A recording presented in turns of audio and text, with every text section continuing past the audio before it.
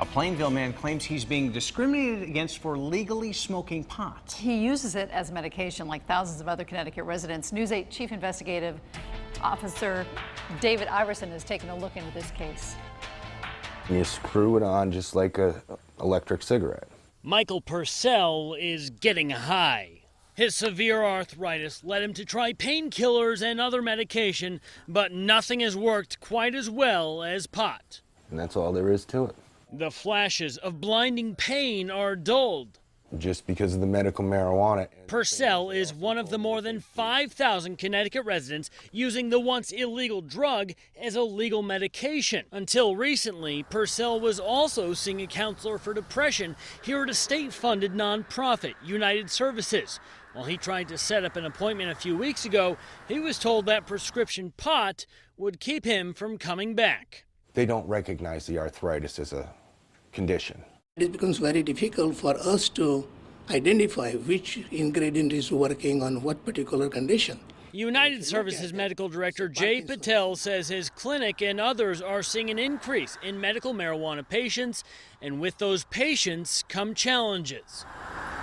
The issue here is a chemical found in cannabis called cannabinoids. How it interacts with other psychiatric drugs isn't fully known.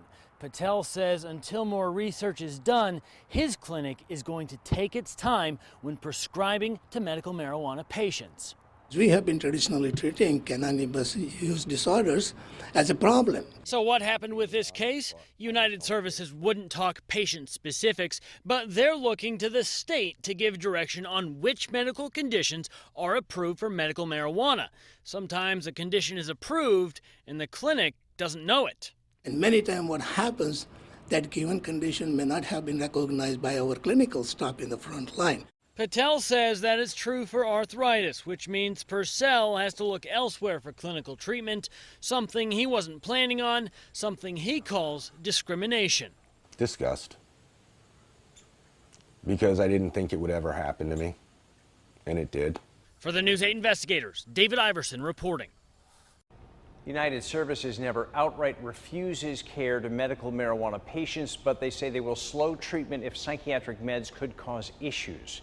We've broken down medical marijuana by the numbers here on the website, WTNH.com. This is David's article here. If you scroll down to the bottom, we've got a map down here at the section that breaks it down by the numbers, where the biggest medical marijuana use per capita is in our state. If you have anything you think needs to be investigated, call the News 8 investigators. We've got the number on your screen now. It is 203-402-TIP-8.